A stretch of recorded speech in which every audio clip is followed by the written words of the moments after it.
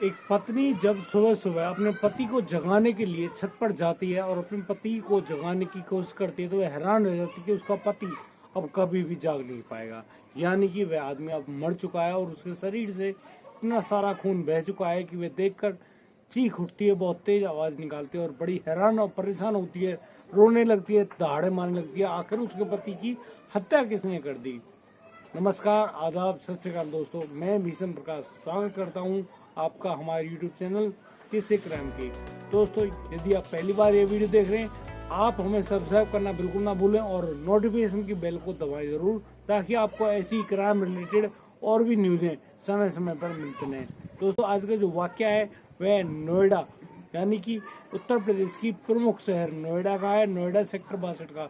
यहाँ पर बहुत सारे मजदूर तबके के लोग क्वार्टरों में रहते हैं, जो छोटे छोटे क्वार्टर बने हुए होते हैं और वहाँ पर किराए पर वो लोग अपना गुजर बसर कर रहे होते हैं। दोस्तों, इनमें से ही एक व्यक्ति होता है जिसका नाम राजेश है, जिसकी उम्र करीब 38 साल होती है। राजेश वहीं सेक्टर 62 में एक चौराहे पर सब्जी का ठेला लगाने का कार्य करता है और वह लोगों की सेवा कर रहा होता है। वह रात को जब आता है अपने घर तो बच्चों के साथ खाना खाकर सो जाता है और जब सुबह उसकी पत्नी उसको जगाने के लिए पहुंचती है तो वह देखती है कि उसके पति की किसी ने हत्या कर दी है और वह इसी मामले में बहुत रो रही होती है, बिलख रही होती है। तो जो लोग होते हैं, जो आसपास के जो लोग हैं, वो लोग अब वहाँ पर पुलिस को बुला लिया जाता है और पुलिस वहाँ पर जैसे ही आती है तो उस व्यक्ति के शव को चादर में ढका हुआ पाती है। तो पुलिस वहाँ पर थोड़ी छानबीन करती है, पूछताछ करती है, लेकिन पुलिस को कोई भी पुख्ता सबूत वहाँ से हासिल नहीं होते हैं और पुलिस यह सारी कहानी को जांचते हुए अपने नोटिस में लेते हुए सबको बरामद करके पोस्टमार्टम के लिए हॉस्पिटल भिजवा देती है। पुलिस अब यहाँ पर राजेश की पत्नी पिंकी से पूछताछ कर रही होती है, लेकिन पिंकी यहाँ पर अपने पति के बारे में पुलिस को बताती है कि उसके पति काफी सीधे साधे इंसान, उसके किसी से भी ऐसे किसी प्रकार के कोई संबंध नहीं थे, यानी कि उसका किसी से झगड़ा भी नहीं हुआ था। दोस्तों, पुलिस परेशान थी, आखिर कौन है ऐसा आदमी जिसने किसी धारदार वस्तु से उस व्यक्ति की हत्या की होगी। और दोस्तों, अब पुलिस अपनी छानबीन में, खोजबीन में, पूछताछ में जुट जाती है और मामला दर्ज कर ले जाता है एक अज्ञात हत्यारे के बारे में कि किसी अज्ञात व्यक्ति ने उस आदमी की हत्या करके सबको छत पर ही छोड़ दिया है। दोस्तों, करीब ऐसी छानबीन में 20 दिन का वक्त गुजर जाता है और 20 दिन पश्चात एक महिला तेजी से चलते हुए थाने पहुंचती है सेक्टर 62 के, और तो उस थाने में जो इंस्पेक्टर साहब होते हैं रंजीत कुमार, उनके पास कहती है कि साहब, उसको शक है कि उसके जो राजेश है, जो उनके मकान में रहता था, उस राजेश की हत्या उसकी पत्नी पिंकी ने ही करवाई है। इस बात को जानकर रंजीत कुमार पूछते हैं कि आपको कैसे पता, आप कैसे कह सकती हो कि उस राजेश की हत्या उसकी पत्नी ने ही करवाई है। दोस्तों, यहाँ जो राजेश है, राजेश की पत्नी पिंकी होती है और पिंकी के बारे में बताती है कि वे एक दिन जब रात को उसे बहुत तेज हंसने की आवाज़ें आ रही थी तो वह थोड़ा गौर करके सुनती है तो ये आवाज़ें पिंकी के कमरे से एक व्यक्ति यानी कि एक लड़के और पिंकी की आवाज़ थी और वे काफ़ी तेज हंस रहे थे। आखिर वो क्यों हंस रहे थे, मैं बड़ी परेशान थी और मुझे पूरी रात नींद नहीं आई। लेकिन जब सुबह करीब 4 बजे के लगभग एक लड़के को मैंने जाते हुए देखा था, उस घर से निकलते हुए और गेट को बंद होते हुए मैंने वो आवाज़ें सुनी है। और रंजीत कुमार को एक सुराग के रूप में ये खबर मिली थी और वे अब पूछताछ के लिए सीधा पिंकी के घर पर रवाना हो लेते हैं और पिंकी से पूछताछ करने के लिए अब रंजीत कुमार पिंकी को अपने थाने ले आते हैं और अपने थाने लाकर उस पिंकी से पूछताछ कर रहे होते हैं और पिंकी से पूछ रहे हैं कि पिंकी, आखिर किसने इस मामले, इस हत्याकांड को अंजाम दिया है। तो पिंकी रोती है, बिलखती है और कहती है कि उसके पति की तो मृत्यु हो गई और आप लोग मुझे ही दोषी बना रहे हो। यहाँ पर पुलिस को भी थोड़ा अजीब लगता है, लेकिन पुलिस को छानबीन करनी थी, खोजबीन करनी थी और इसी मामले में रंजीत कुमार अब महिला पुलिसकर्मी से कहता है कि आप अपनी पूछताछ को खड़ा करिए। और दोस्तों, अब जो महिला पुलिसकर्मी है वो 2 तमाचे जड़ते हुए पिंकी के मुंह पर और कहते हैं कि सच सच बता दे, आखिर बात क्या है। तुमने अपने पति को मरवा कर अब तुम पतिव्रता बनती हो, तुम बहुत गंदी औरत हो।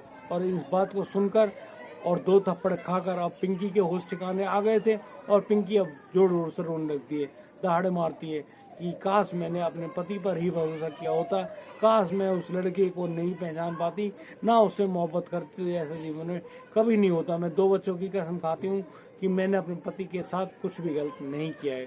दोस्तों, जब एक लड़के का नाम आता है तो उस लड़के के बारे में पूछा जाता है कि पिंकी आखिर वो लड़का कौन है, तो पिंकी बताती है कि रिंकू उसके पति राजेश के साथ ही फलों का ठेला लगाता है, यानी कि जो सब्जियां बेचता है वह तो राजेश है और जो फल बेचता है वह रिंकू है। तो दिन में जब राजेश को भूख लगती तो वह रिंकू को अपने घर भेजता और घर से अपने लिए खाने के लिए खाना टिफिन वगैरह मंगाता। और दोस्तों, इसी बहाने रिंकू अब राजेश के घर आने जाने लगा था और राजेश की पत्नी पिंकी से उसकी दोस्ती हो गई थी। वह पिंकी के साथ बैठकर काफी गप्पे मारता था। और यहाँ पर दोस्तों मैं आपको बता दूं कि राजेश के 2 बच्चे भी हैं।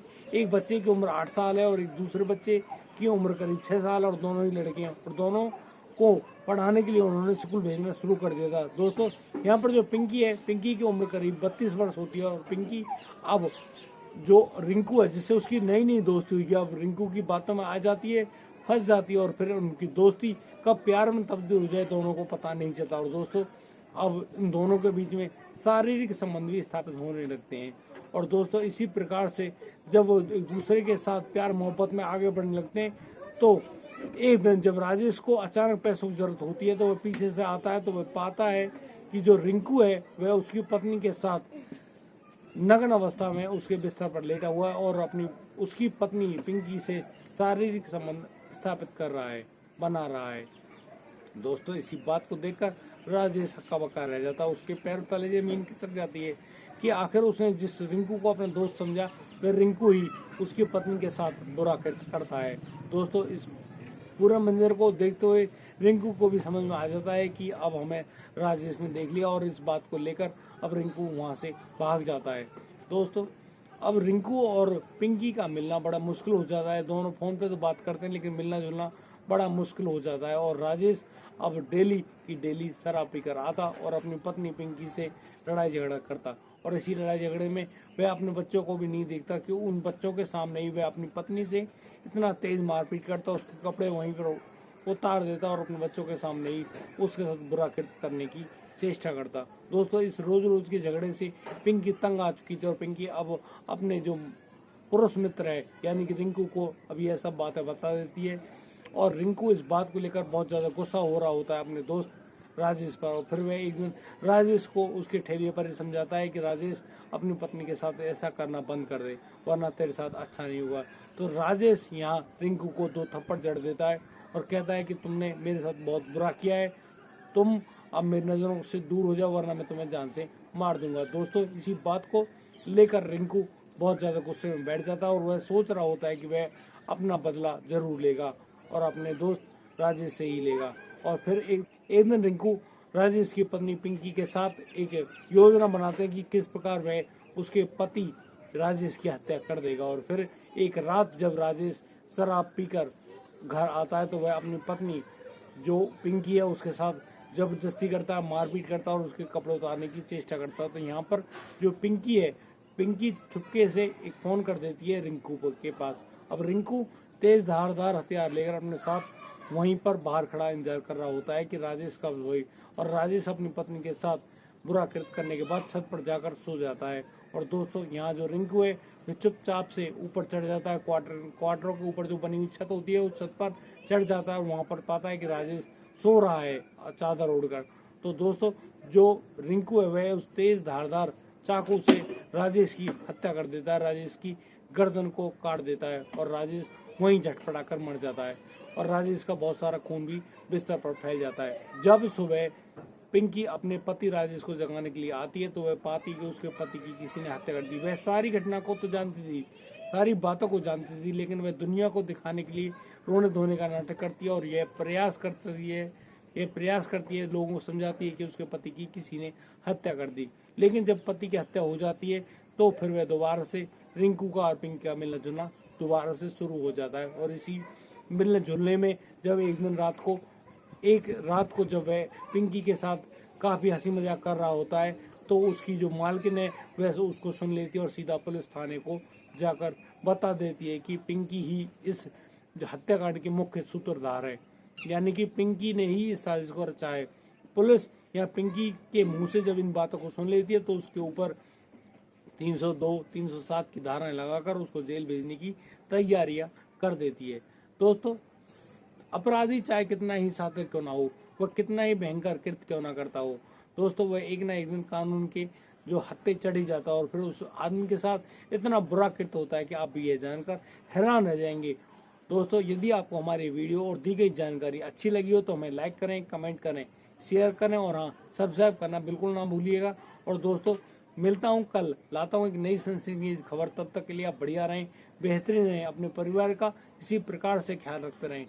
तब तक के लिए मैं लेता हूँ आपसे विदा। जय हिंद, जय भारत।